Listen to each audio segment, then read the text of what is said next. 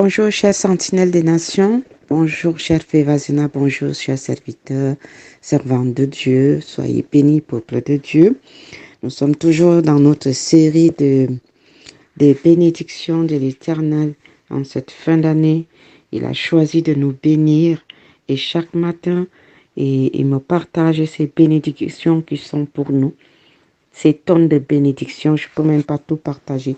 C'est tellement beaucoup. Alléluia. Quand Dieu décide de faire du bien, il le fait. Alléluia. Aujourd'hui, nous allons voir la bénédiction qui se trouve dans Jérémie. Jérémie chapitre 29 à partir du verset 11 jusqu'au verset 14. Je lis au nom de Jésus-Christ. L'Éternel Dieu dit, car je connais les projets que j'ai formés sur vous, dit l'Éternel, projet de paix et non de malheur, afin de vous donner un avenir et de l'espérance. Alléluia. L'espérance ne trompe pas. Vous m'invoquerez. Voilà notre part. Nous devons l'invoquer. Vous m'invoquerez et vous partirez. Vous me prierez et je vous exaucerai. Nous avons quand même quelque chose à faire. L'invoquer, le prier, et lui, il nous exaucera. Vous me chercherez et vous me trouverez. Si vous me cherchez de tout votre cœur, ça c'est très important. Dieu nous donne des promesses, mais nous avons une petite partie des choses à faire. C'est comme quelqu'un qui a un compte en banque, tu as ta carte de crédit. Il va falloir quand même que tu te déplaces de chez toi, que tu arrives au bancomat pour tirer de l'argent liquide. Tu ne vas pas rester couché sur ton canapé au salon et puis tu commandes à ta carte de se déplacer seule et d'aller chercher des liquidités à la banque pour venir te trouver au canapé. Je vous exhorte, mes frères et sœurs, faisons ce que Dieu nous demande. Recherchons sa face, prions et lui, il va nous exaucer.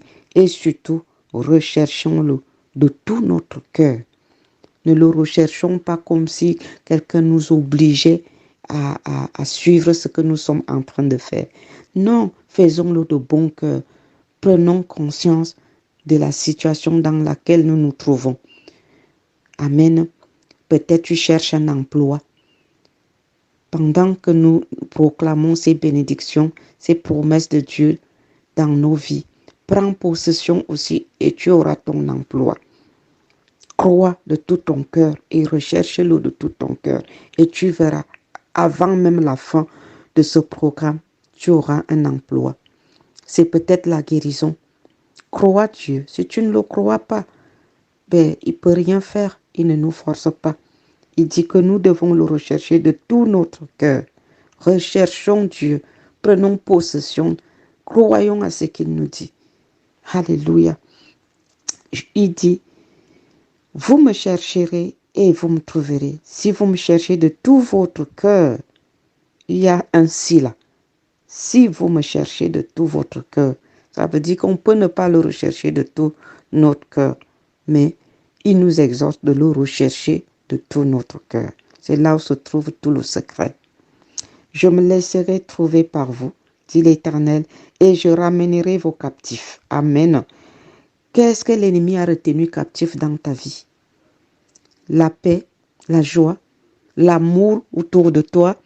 Qu'est-ce qu'il a retenu captif? Tes finances, tes enfants, ton enfantement, ton conjoint, ton époux, ton épouse. Il t'a plongé dans le célibat, il a bloqué ton mariage quelque part. Qu'est-ce qu'il a retenu captif? Le Seigneur dit qu'il se laissera trouver par nous, si nous le recherchons de tout notre cœur. Il dit qu'il ramènera la chose là qui a été retenue captive dans ta vie, que l'ennemi a volé. Il va te ramener cette chose-là à toi. Ma soeur, mon frère, prends possession. Je vous rassemblerai de toutes les nations et de tous les lieux où je vous ai chassés, dit l'Éternel, et je vous ramènerai dans le lieu d'où je vous ai fait aller en captivité. Cependant, vous dites, Dieu nous a suscité des prophètes à Babylone. Ainsi parle l'Éternel sur le roi qui occupe le trône de David, qui occupe ton trône, mon frère. Dieu parle maintenant à ton oppresseur. Nous sommes maintenant au verset 16. Gloire à Dieu qui m'a conduit jusque là-bas. Dieu dit, parce qu'il voulait parler à quelqu'un, Dieu dit, ainsi parle l'Éternel sur le roi qui occupe ton trône, mon frère, ma soeur. Il y en a qui viennent s'asseoir sur vos bénédictions pour les retarder, pour empêcher à ta bénédiction de te localiser. Écoutez la parole que vous devez parler à tout roi assis sur vos bénédictions, sur votre destinée, sur votre vie. Sur tout le peuple qui habite cette ville, sur vos frères qui ne sont point allés avec vous en captivité. Ainsi parle l'Éternel des armées. Voici, j'enverrai parmi eux l'épée. Dieu envoie l'épée contre tous ceux qui bloquent ta destinée, bloquent tes bénédictions, qui t'a amené dans la servitude. Aujourd'hui, le Seigneur te donne cette promesse. Il se lève contre l'oppresseur de ta vie. Dieu ne t'a pas créé pour la servitude. Dieu ne t'a pas créé, mon frère, ma soeur, pour la souffrance. Mais il y en a un qui est caché quelque part, l'ennemi des élus de Dieu. Il envoie toujours un agent pour venir fermer les portes. Mais voilà le salaire que Dieu te donne aujourd'hui. Il te promet ce qu'il va faire contre eux. Ainsi parle l'Éternel des armées. Voici, j'enverrai parmi eux l'épée, la famine et la peste, et je les rendrai semblables à des figues affreuses qui ne peuvent être mangées à cause de leur mauvaise qualité. Je les poursuivrai par l'épée, par la famine et par la peste. Je les rendrai un objet, je les rendrai un objet d'effroi pour tous les nations, pour tous les royaumes de la terre, un sujet de malédiction, de désolation, de moquerie et d'opprobre parmi toutes les nations où je les chasserai.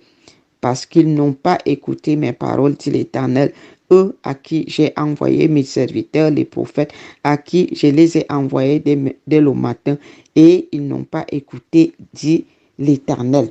Dieu parle à celui qui est assis, à tout roi assis sur ton trône, à tout géant qui est assis sur ta destinée. Parce que le Seigneur a... Vous savez, les géants, ce n'est pas seulement les géants qu'on a laissés dans nos familles. Hein.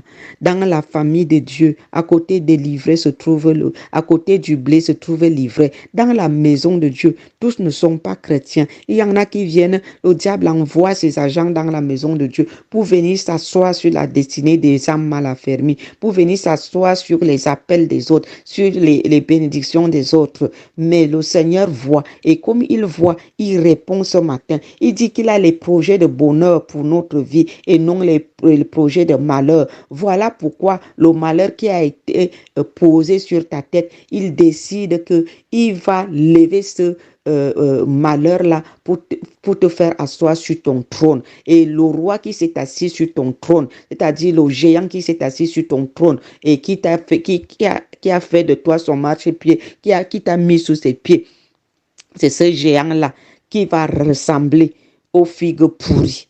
Dieu va lui faire la fête. Dieu va lui rendre ce qu'il a semé dans ta vie.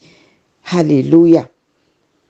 Mon frère, ma soeur, quand Dieu décide de délivrer quelqu'un, le diable ne peut rien. Et aujourd'hui, le Seigneur va lui servir tout le mal qu'il t'a fait boire. Lui-même va boire sa coupe jusqu'à la lier. L'ennemi t'a oppressé, il t'a rendu comme un objet d'effroi. C'est lui-même qui va devenir comme un objet d'effroi maintenant. Le Seigneur dit qu'il va le poursuivre par son épée, par la famine et par la peste. Amen. Toi, tu étais dans la famine, tu étais dans la galère, tu étais dans la souffrance, tu marchais la tête courbée. C'est fini. Le roi là qui est venu occuper ton trône, il est tombé par terre. Aujourd'hui, le Seigneur l'a poussé par terre. Et c'est toi qui s'assois sur ton trône. Mon frère, ma soeur, prends ta place dans ton service.